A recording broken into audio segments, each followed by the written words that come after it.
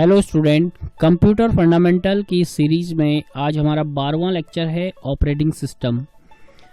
Friends, delight for you channel में आपको computer fundamental से रिलेटेड लेक्चर दिखाए जा रहे हैं। इस सीरीज में हमारी कोशिश है कि आपको लेक्चर के अंत में अधिक से अधिक फंडामेंटल क्वेश्चंस दिखाए जाएं।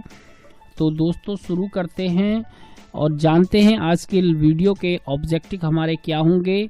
ऑपरेटिंग सिस्टम के बारे में हम इस वीडियो में जानेंगे। इसके अलावा ऑपरेटिंग सिस्टम के कार्य, list of operating system, types of operating system और रोज की ही तरह वीडियो के अंत में कुछ रिव्यू क्वेश्चन हम लेंगे हिंदी में। तो शुरू करते हैं। Operating system an operating system OS operating system को शॉर्ट में कहा जाता है, is organised collection of software for operating a computer and providing an environment for execution of application programme.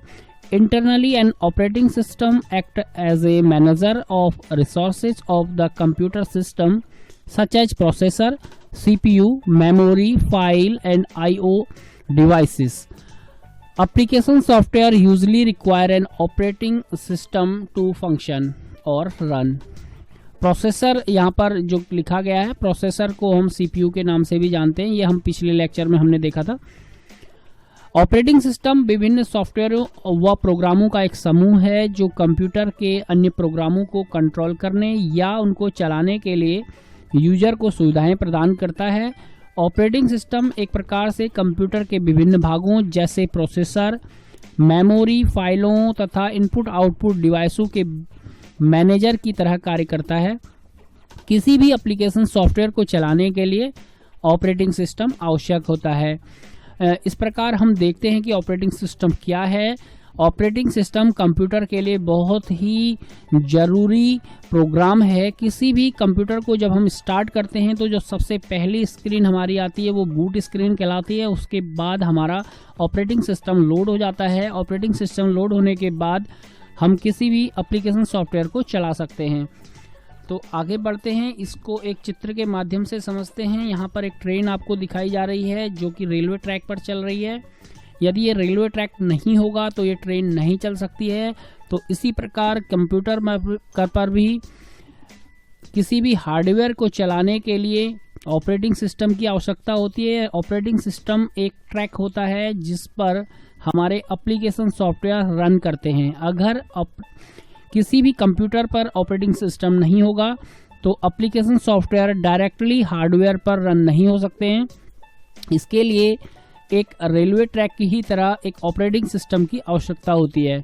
तो इस प्रकार हम देखेंगे तो हमें पता चलता है कि एप्लीकेशन सॉफ्टवेयर को रन कराने के लिए ऑपरेटिंग सिस्टम नामक ट्रैक की ज़रूरत होती है।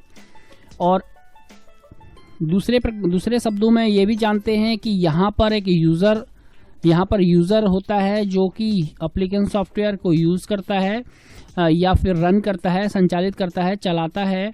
तो यूज़र और हार्डवेयर के बीच अगर हमको कम्युनिकेशन बनाना है तो एप्लीकेशन सॉफ्टवेयर और ऑपरेटिंग सिस्टम आवश्यक होते हैं। तो इस प्रकार ऑपरेटिंग सिस्टम यूज़र और हार्डवेयर के बीच कम्युनिकेशन के लिए आवश्यक है। आगे देखते हैं ऑपरेटिंग सिस्टम के क्या क्या कार्य हैं। ऑपरेटिंग सिस्टम कंप्यूटर को नियंत्रित करता है, सभी भागों के बीच कम्युनिकेशन बनाता है। यह यूजर और कंप्यूटर के मध्य पारस्परिक संबंध को सुगम और सरल बनाता है। इनपुट और आउटपुट डिवाइसों को नियंत्रित करता है। कंप्यूटर की मेमोरी के प्रयोग को व्यवस्थित करता है। यूजर द्वारा दिए गए हाई लेवल लैंग्वेज को लो लेवल लैंग्वेज में बदलता है। फाइलों को व्यवस्थित करता है। किसी भी एप्लीकेशन सॉफ्टवेयर को चलाने के लिए प्लेटफॉर्म उपलब्ध कराता है। तो ये थे ऑपरेटिंग सिस्टम के कार्य। आगे देखते हैं लिस्ट ऑफ ऑपरेटिंग सिस्टम। कौन कौन से ऑपरेटिंग सिस्टमों की लिस्ट हमारे पास है। विंडोज ऑपरेटिंग सिस्टम, विंडोज के नाम से आप परिचित होंगे, जिसके बहुत सारे वर्जन हैं। विंडोज ऑपरेटिंग सिस्टम के बारे में डिटेल्ड हम अगले लेक्चर में आपको बताएंगे। आप कंटिन्यू हमारे लेक्चर को देखते रहिए। तो विंडोज एक ऑपरेटिंग सिस्टम है जो कि मोस्ट पॉपुलर पूरे वर्ल्ड में है और सबसे ज़्यादा प्रयोग में विश्व में सबसे नंबर 1 पर प्रयोग में लाए जाने वाला ऑपरेटिंग सिस्टम है। इसके अलावा Unix operating system, Linux operating system, Mac, मैकेंडोज और एंड्रॉयड के नाम से तो आप परिचित ही हैं। आज प्रत्येक मोबाइल में एंड्रॉयड सॉफ्टवेयर यूज़ किया जाता है, एंड्रॉयड ऑपरेटिंग सिस्टम प्रयोग में लाया जाता है।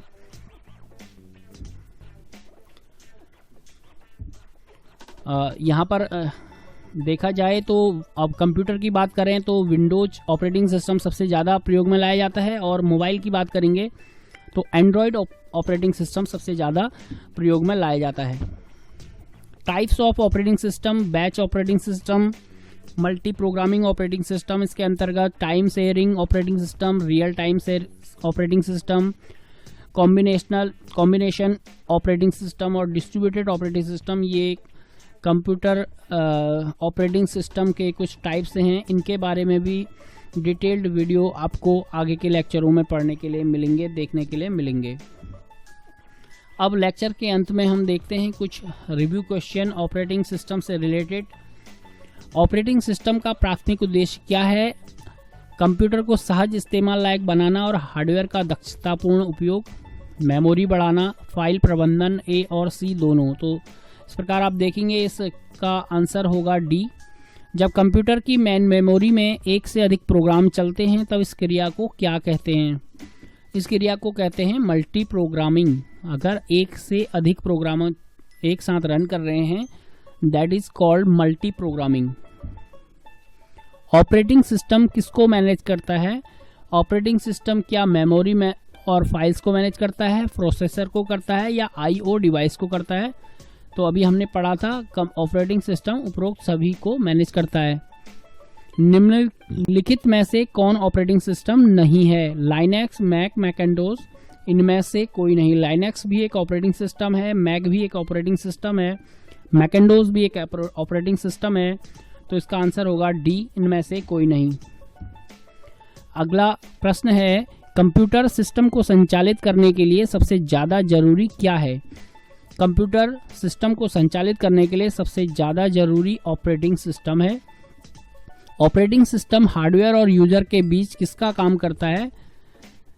ऑपरेटिंग सिस्टम हार्डवेयर और यूजर के बीच इंटरफेस का काम करता है, इन दोनों के बीच कम्युनिकेशन बनाता है। ऑपरेटिंग सिस्टम किस किस्म का सॉफ्टवेयर है? ये भी हम पढ़ चुके हैं। पिछले लेक्चर में भी हमने देखा था कि ऑपरेटिंग सिस्टम एक सिस्टम सॉफ्टवेयर है। कंप्यूटर संसाधनों, मेमोरी, प्रोसेसर, फाइल सिस्टम और इनपुट आउटपुट डिवाइस का प्रभावी प्रबंधन करने वाला सिस्टम सॉफ्टवेयर क्या कहलाता है? कमांड सिस्टम कहलाता है, मैनेजमेंट सिस्टम कहलाता है, ऑपरेटिंग सिस्टम कहलाता है, या कॉर्पोरेट सिस्टम कहलाता है? तो अभी इस वीडियो के प्रारंभ में हमने देखा था कि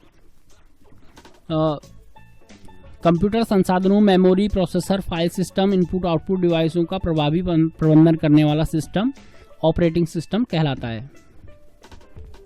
दोस्तों, ये थी हमारी आज की वीडियो। ये वीडियो आपको कैसी लगी कमेंट्स बॉक्स में ज़रूर लिखें। अगर आपको ये वीडियो अच्छी लगी तो लाइक करें और शेयर करें और अपने दोस्तों को भी दिखाएं।